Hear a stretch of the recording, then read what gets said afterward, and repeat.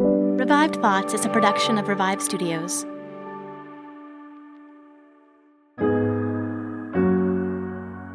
This is Troy and Joel, and you are listening to Revive Thoughts.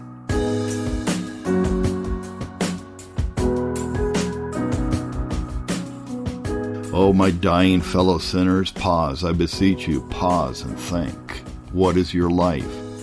Strive to live every day and hour under the impression that it is even a vapor. Every episode, we bring you a different voice from history and a sermon that they delivered. Today, we're listening to a sermon preached by Heman Humphrey. It was preached in 1833 at Amherst College in Massachusetts.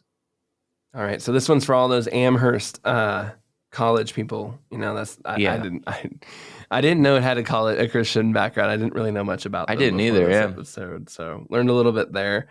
Before we get into that, though, wanted to say thank you to Jason, who wrote us an email responding to our 4 years episode. Really grateful, very kind email about how much he's been enjoying the show and enjoying listening to the different sermons from, specifically, he noted from just a variety of backgrounds. There are not a lot of places you can learn about people that are just in different theological traditions from different continents and from different time frames where you can learn about all of them in one spot. So we're really glad you enjoy that, Jason. We appreciate that. We also wanted to give a little shout out to a friend of ours, Patrick at Cave to the Cross, gave us a shout out on a podcast interview he was doing, just telling people to check us out. And we're really thankful for that as well. So thank you, Patrick, for giving us some love out there.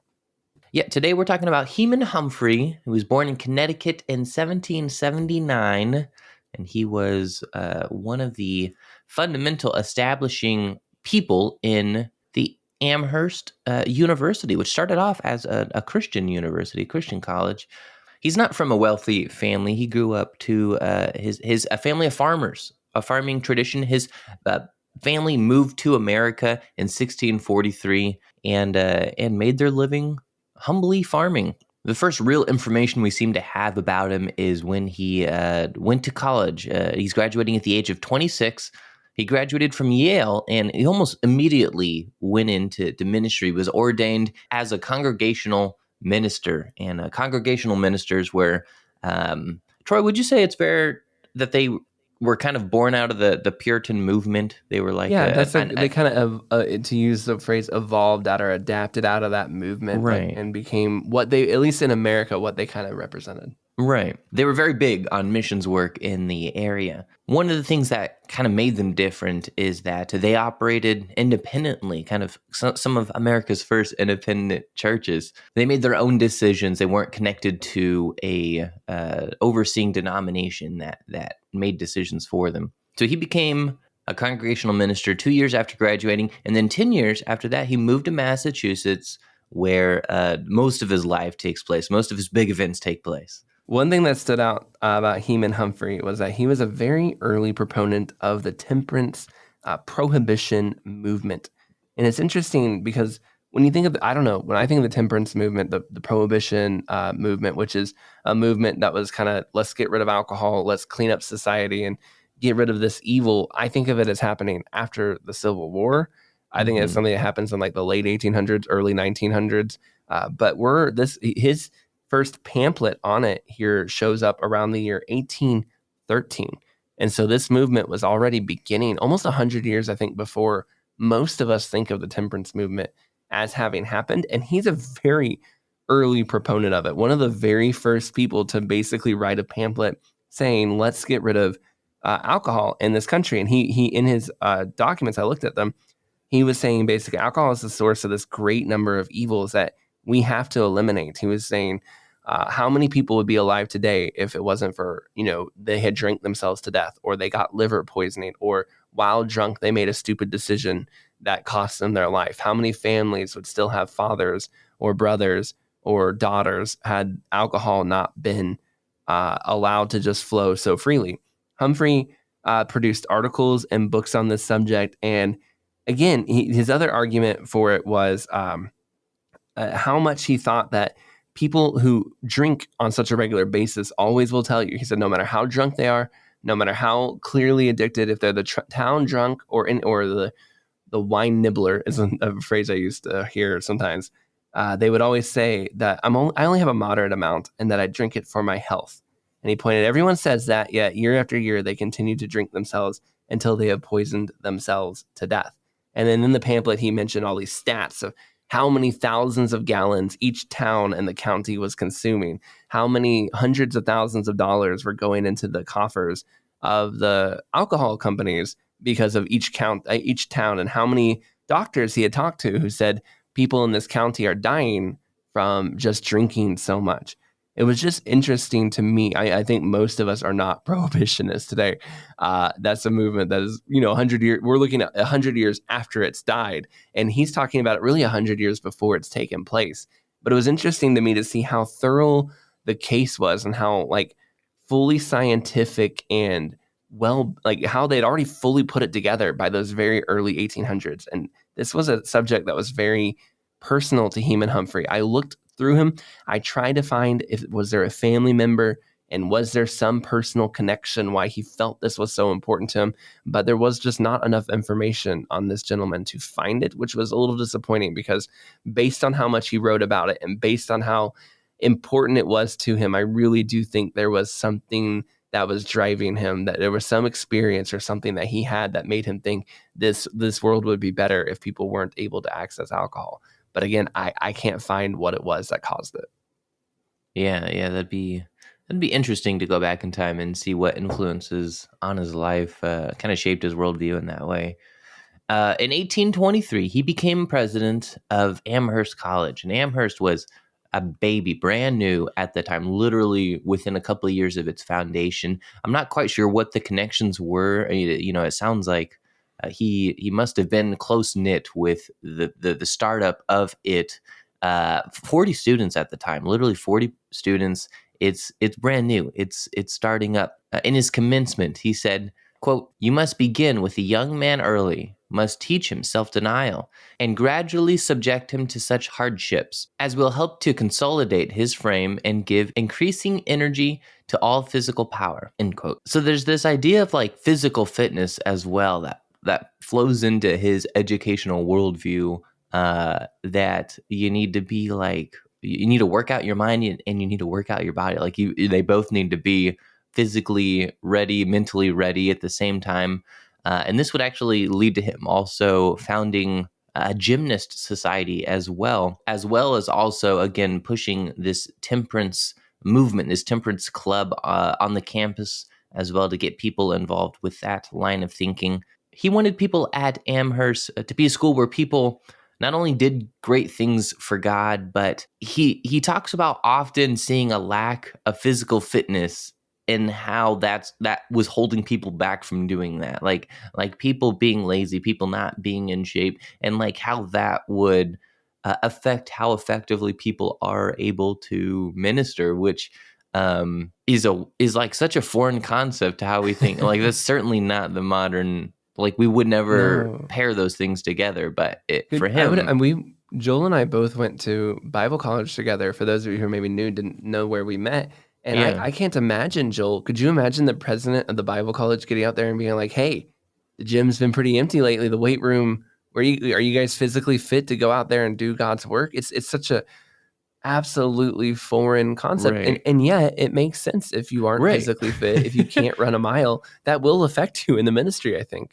I think it would make a really interesting study. I don't know, because a lot of your theologians or school chairmen, school presidents, they have ideas on different ways to minimize and maximize different areas of people's lives to make them more efficient, that they try to implement, just like he's doing here. I would be curious to see a non-biased, study where how much does physical fitness play into how effective you are at being academic and also in the ministry here. I wouldn't be surprised if it's more than what most people are thinking. I bet. I think it can be a real blind spot for, even in the 1800s, there's talking about it, but I think it'd be a real blind spot for people today. I remember, but in the 1800s, there's this story where Charles Spurgeon and D.L. Moody met, and they had met, I think, before, but they met each other. And when Moody walks into the room to meet Spurgeon, he's like, "Oh, you're smoking a cigar, huh? That's kind of a I don't know if that's such a good thing, kind of a sin, basically. And Spurgeon goes, well, you're pretty overweight. Isn't that also kind of a sin? Gluttony is not good either. And it's just this kind of idea of that physical fitness and how you take care of your body. And somehow we'll miss one blind spot while catching another. I don't know. That's what it reminded me of. Well, it did seem to, this model did seem to help Amherst because it did explode within a decade. It was one of the biggest schools in America, only behind Yale, really. Yale was bigger, but the second biggest school in America, I guess, is how you could word that. Yeah, it was growing fast. You know what? We don't have a case study. Bible colleges, if you're listening, implement a physical fitness regimen and a gymnast club, and then get back to us in a decade. Let us know, did that help everything out?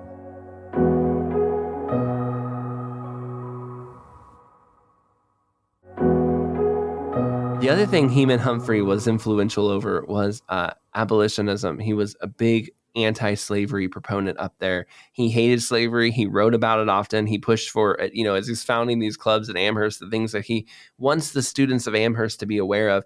Another one he was pushing for was, fighting slavery and abolitionist kind of get involved society.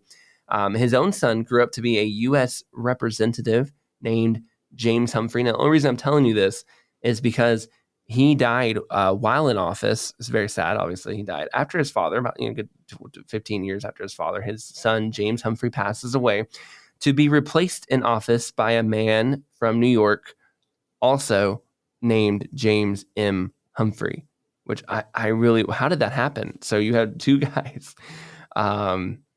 named no relation, the same exact name from the same place, one taking the place of the other. And I imagine that must have been really confusing on the campaign. So either really confusing or it was super easy because no one had to figure out the get out there and vote name. James Humphrey. It's too late. We've already got him on the candidate. We can expect him to die. Easy peasy. No one has to find us change another anything. James Humphrey, and then it'll be okay. Exactly. Maybe that's what happened. Anyway, so our guy though, Heman, he ran the College of Amherst for about 23 years. He got in there, and it's pretty much its second year of creation. He solidified it. He really shaped it and modeled it and showed it what a college, president could be, and really kind of impacted those early days of what Amherst would go on to be. Amherst is still a college to this day, and this is one of its very early founders. And he's going to talk about the importance of eternity.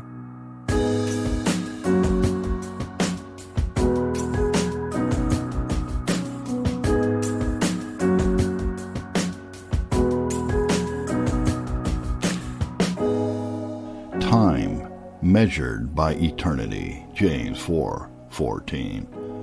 For what is your life? This question has met the eye of thousands without making the slightest impression upon their minds. And I fear it is commonly dismissed as with as little thought as if it related to the most trifling subject. But when we pause for a moment to consider its import, when we glance at its momentous bearings and listen to its deep-toned emphasis, it assumes an importance compared with which many of those great questions that agitate nations are of less weight than the dust of the balance. For what is your life? The first and most obvious answer is that which the apostle himself gives. It is even a vapor which appears for a little time and then vanishes away. It is a momentary scene of hope and disappointment, of joys and sorrows, of entrances and exits. But as we dwell upon the question, there is another thought of far deeper interest. It is that our life is a threshold of eternity, the infancy of immortality, that here our characters are to be formed for the innumerable ages of future being, that our everlasting happiness or misery is suspended upon our improvement of this inch or two of time. What an amazing value do these considerations give to the breath that is in our nostrils. I am aware that the text does not directly contemplate all that is suggested in these remarks. It primarily challenges our serious meditations upon the shortness and uncertainty of life. But as this life is our only probation, I think myself warranted in calling your attention also to this more extended application of the question. I shall accordingly, number one, consider it in reference to this momentary and checkered state of being. And number two is affording the only opportunity to prepare for a happy eternity. First, Let us consider the text in reference to the brevity and uncertainty of life. What is your life? Can you grasp the vapor? Will it stay to be analyzed, or does it not rather mock all your efforts and vanish when you think you hold it most securely? You breathe the vital air, but surely this is not your life. You live because you eat and drink and sleep, and you walk and act and speak because you live. But who can describe that pervading invisible something to which we give the name of life and which keeps the crimson tide in perennial motion? What in reference to its continuance is your life? A vapor, a tale that is told, a dream, a fading leaf, a dissolving cloud, a withering flower. We perceive it, or rather we see what indicates its presence, when the sun goes down, and in the night it passes suddenly away. We go into the chamber, we look where it was, but it is gone. There is a body just as it used to be, with all its members and organs, and displaying as much as ever the handiwork of the Creator. But if we speak to it, there is no hearing and no answer. If we handle it, it is as cold as a clod. If we reason or expostulate, if we mourn or rejoice, it regards us not. It does not move a limb, nor drop a tear, nor put on a smile. The eye may be open, but it sees nothing. The heart is there, but is still and dead as a stone. In short, all the mysterious functions of life have ceased. The late inhabitant is far away. Only the moldering frame is left, and the dust must return to the dust as it was. Verily, my hearers, your life is a vapor.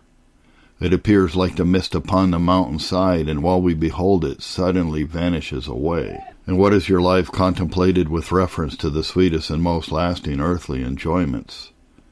How long will they continue? Perhaps an hour or a day, and possibly a little longer. But what is a day or a year, or even the space between infancy and gray decrepitude? What is the scriptural biography of one who lived 12 or 15 of our ages? Why, that he was born and that he died.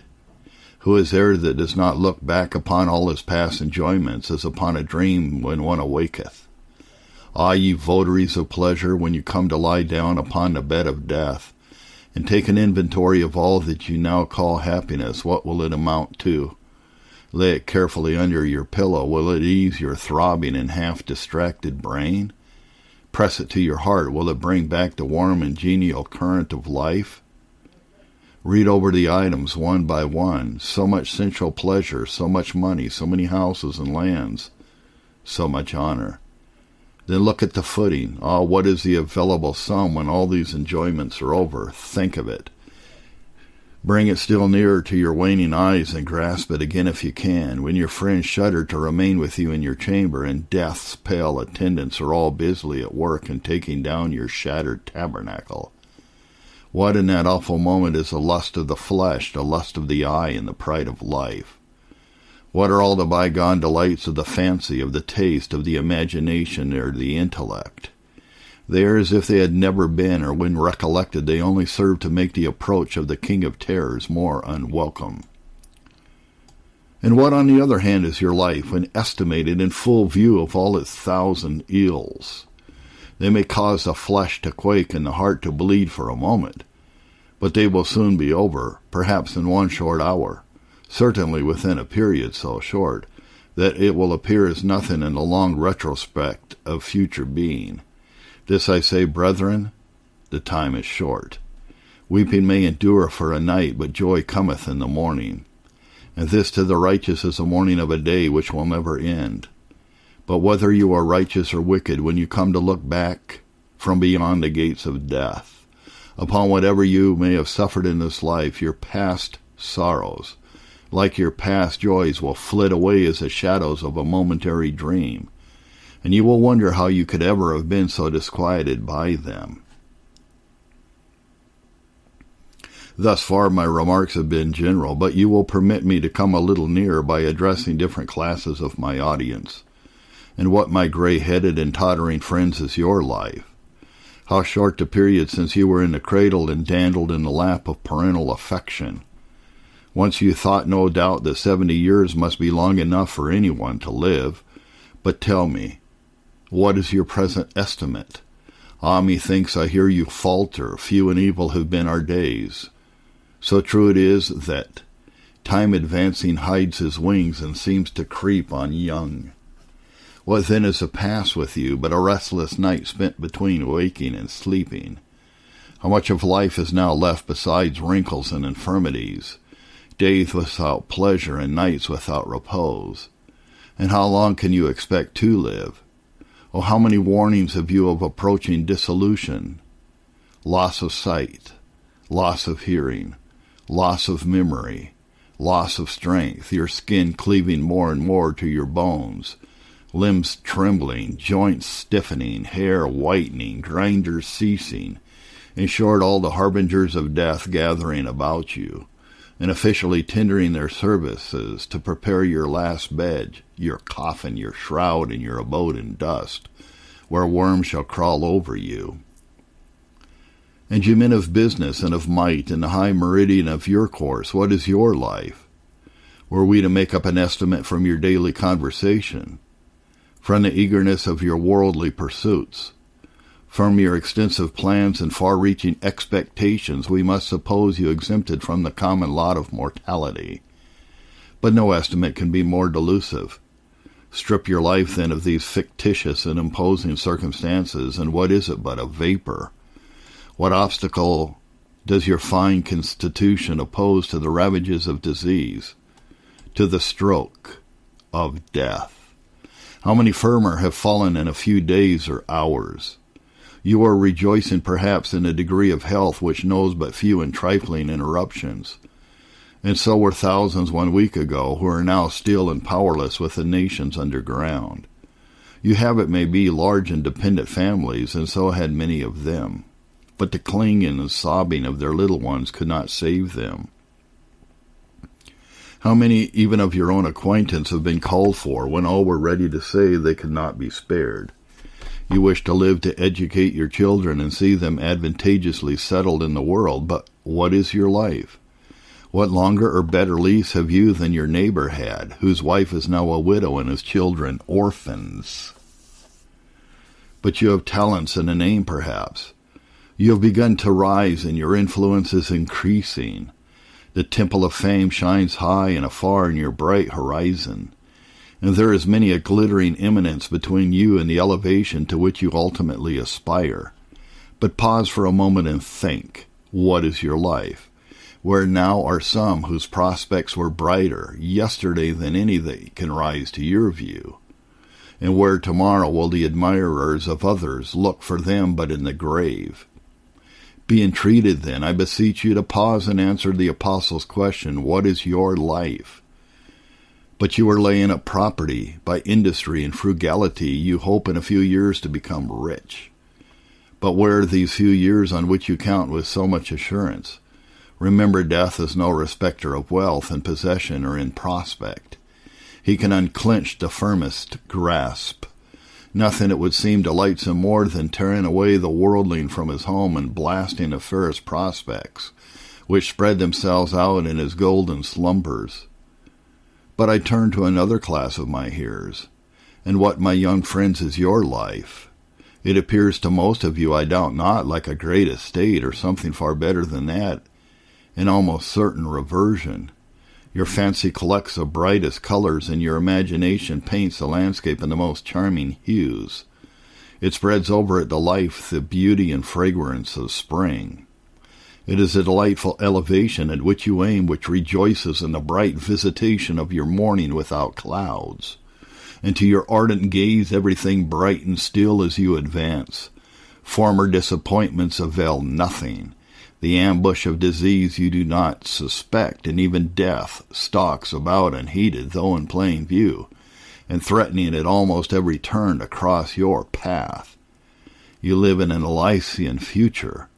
Whoever may fall short of the goal, you expect soon to be there, to be greeted by a long train of obsequious delights.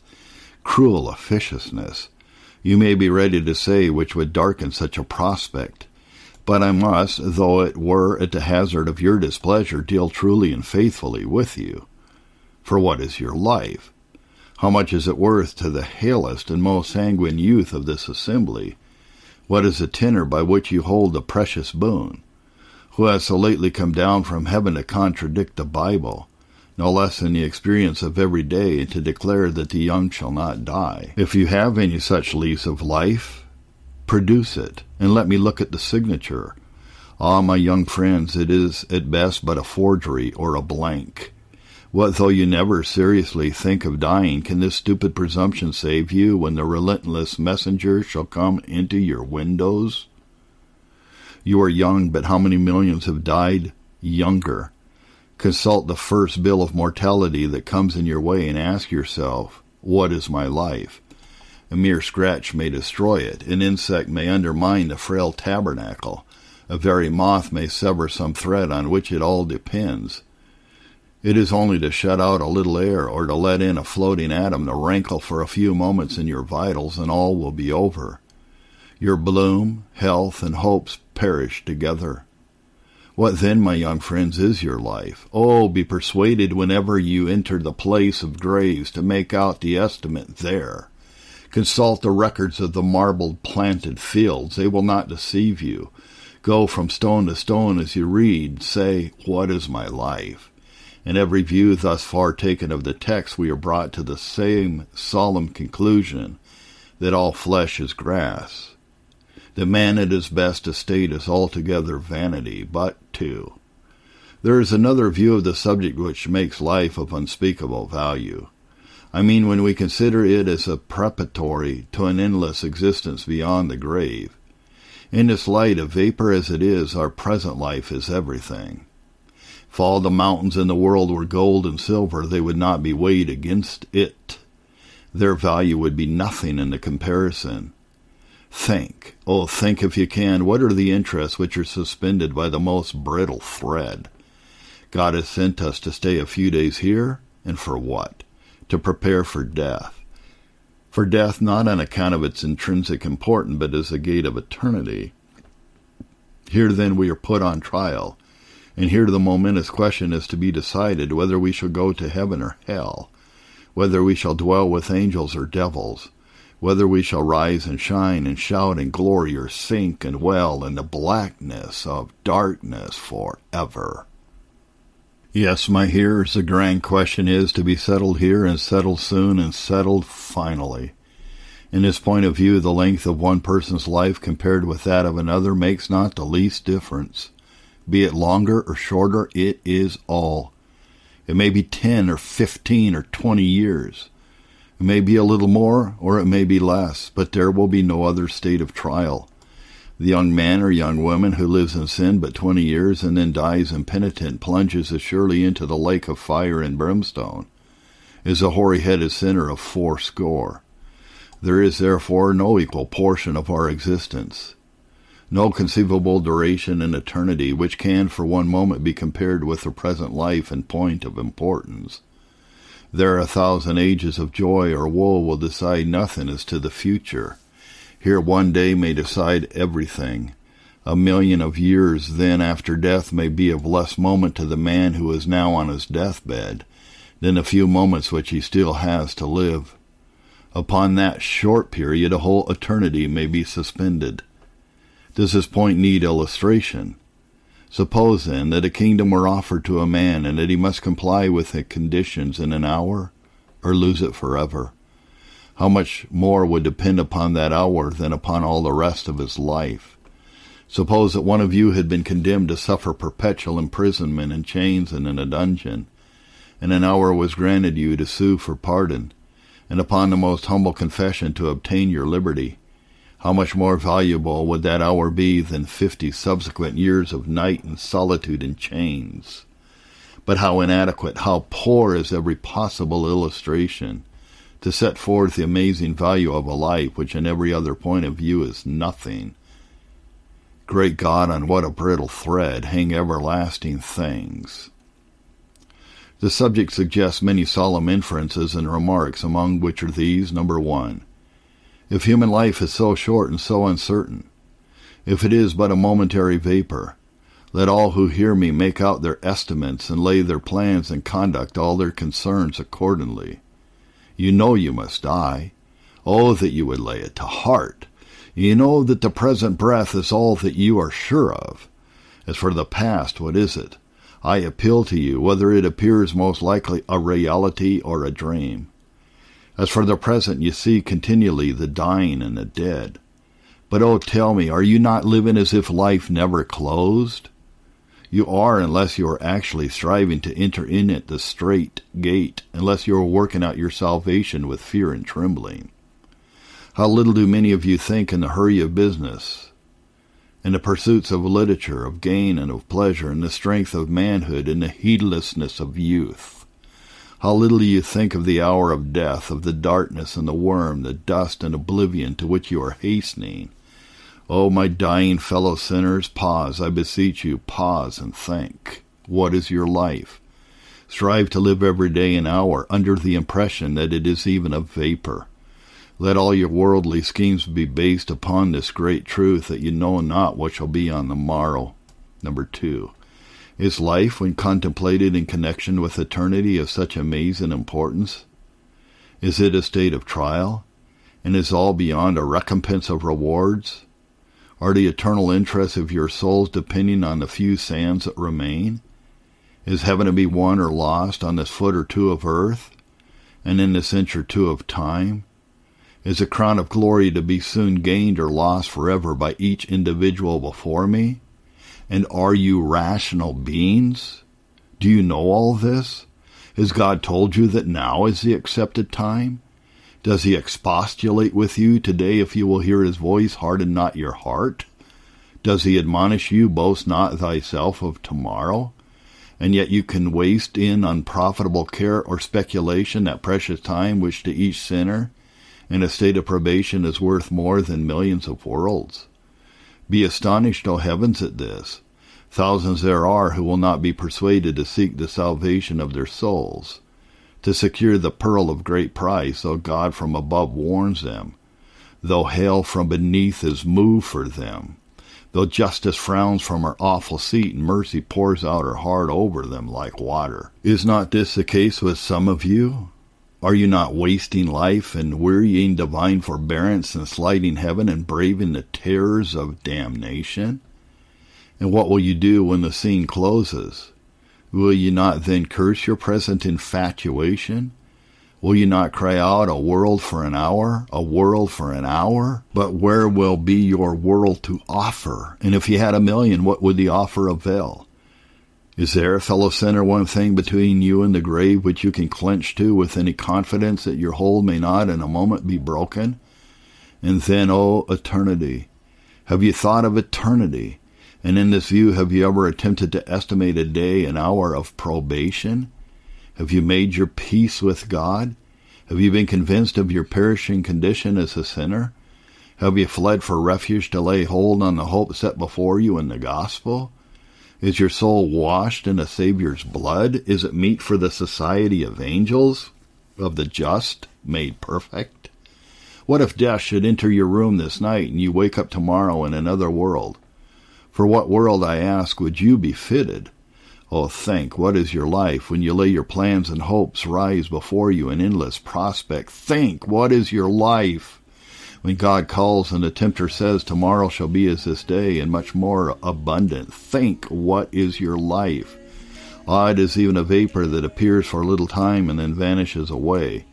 Then though you call the world your own, and though you understand all knowledge without the favor of Emmanuel, you are undone forever.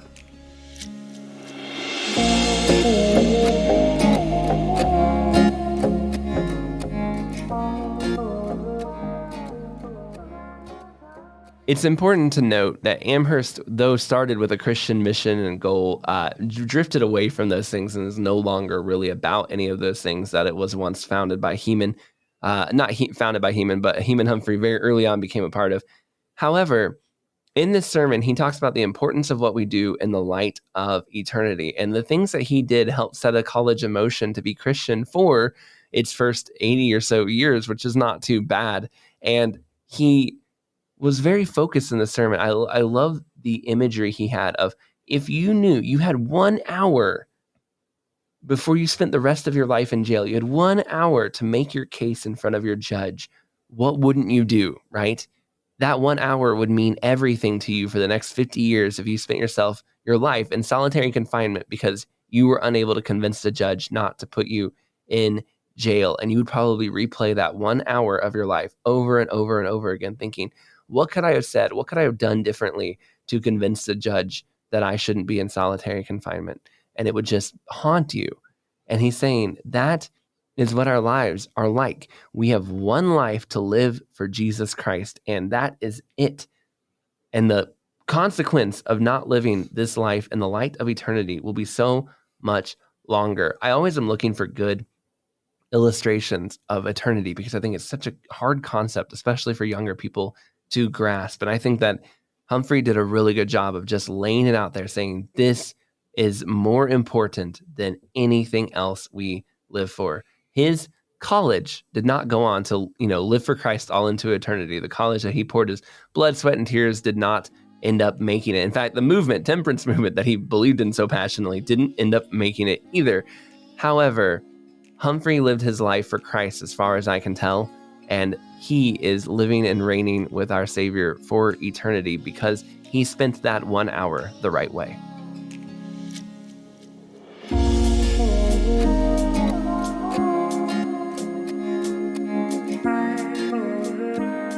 Thank you for listening to today's episode of Revived Thoughts. Today's sermon was narrated by Thomas Sullivan. You can hear more of Thomas Sullivan over at The Narrated Puritan. Tom recently retired from the Postal Service, where he's worked since 1994. He began narrating sermons in December of 1985 for the Chapel Library when he was in Venice, Florida. He teaches American church history and the theology of Christian experience. He has lived in Grand Rapids, Michigan for 31 years and has been a Reformed Baptist since 1984. If you enjoyed this episode of Revive Thoughts, I think it's a great episode for, evangelism, or even if not, you're going to send somebody to evangelize, but just for kind of learning how to share the gospel and get the import of eternity in our minds. I think it's a good one. You should share this episode. Send it to somebody who maybe needs to hear it. Maybe there's somebody in your, friends list, somebody you think would grow from this, somebody you've been discipling, somebody you've been working with. I don't know. Maybe you have a Christian in your life. Send this episode to them, and hopefully it will edify and encourage them as it hopefully edified and encouraged you. This is Troy and Joel, and this is Revive Thoughts.